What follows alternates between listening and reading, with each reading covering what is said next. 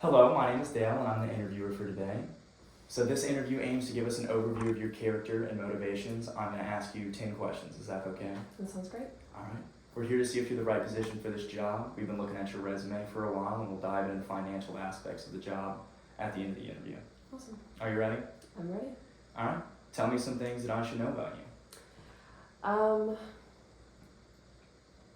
I've always felt very career driven.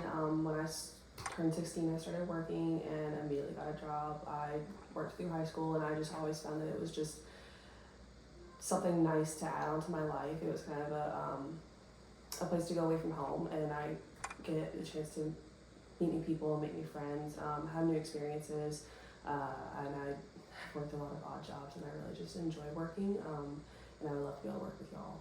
I like that. Okay. So, what would you say your greatest strengths are? I would say my greatest strengths are probably, I'm not really afraid to jump in and learn new things and get constructive criticism from my coworkers. I feel that there's always room for improvement, and it just is always very helpful to have people around that are wanting to build you up. And I love being that person as well, being a cheerleader for my coworkers and encouraging them when they succeed. Okay, and what would you say your greatest weaknesses are? So it kind of goes hand in hand with that. I have a hard time asking for help. It's something that I work on, but it's I am aware that it is something that is required for any job that you're in. Okay, and then what would you say your greatest passions are? My greatest passions are really just helping people, animals, anyone that I really can, helping my coworkers where I can, and just doing my part, because I feel like there are a lot of people that will just kind of sit back and let things happen. I'd much rather kind of be hands-on and help where I can and do whatever I can for anyone that's willing to receive the help. Okay, and could you recount an instance where you assumed a leadership position?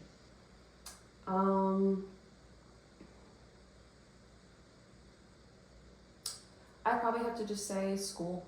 A lot of the times when we get put into assignments as a group, people really don't want to do the work, and somebody has to take charge, because my grades are not going to fall if other people aren't working. But really just trying to encourage the other group mates to do their part, do a little bit of work, put in a little bit of effort, and just try to keep things moving along in a decent timeline. So I definitely had to kind of take charge with a couple of group projects throughout my college career. Right, okay. And can you describe a situation where you triumphed over adversity? Most recent one I could think would be passing organic chemistry. Okay. Taking that class That's a good one. several times is really gut wrenching, and having to go through it a couple times, you finally figure things out, but made it through. Made it through, okay. And what recent obstacle have you tackled that stands out as the most significant? So maybe not the hardest, but the one that had the biggest impact.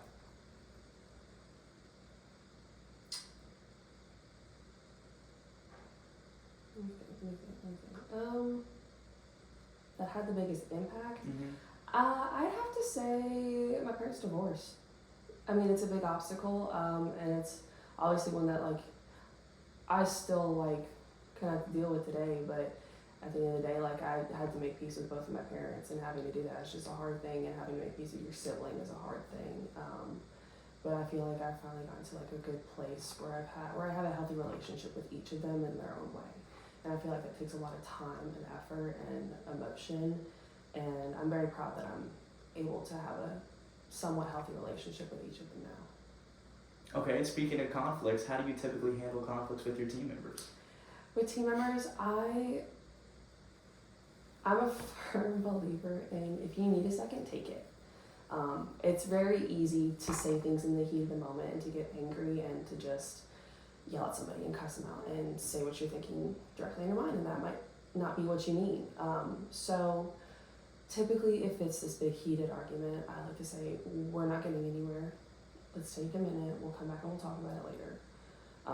And I also feel like there are certain things that should be in private. So even if you need to bring in a third party, a mediator, a manager, somebody who is impartial, just to kind of look at both sides, talk to both people that are in the conflict, or if there are multiple people in the conflict, and help kind of come to or any kind of resolution really. If whether it be y'all need to just not work together or this is stupid, y'all can work it out. This is a dumb argument, but yeah. Okay, and how would you describe your understanding of success? My understanding of success is bettering yourself while also bettering other people. So learning where you can, helping others learn where they can. Okay, and finally, what abilities do you possess that contribute the most to your sense of productivity? To my sense of productivity.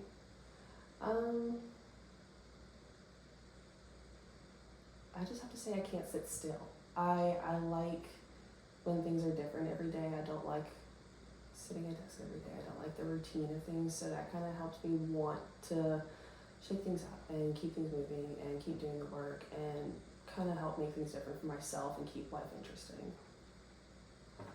Okay, well, Catherine, that concludes the interview. Do you have any questions for me or anything about the company?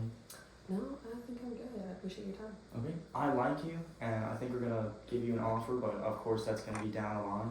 I like the answers that you've given me, and I think that you're going to be a great candidate. Thank you for your time. And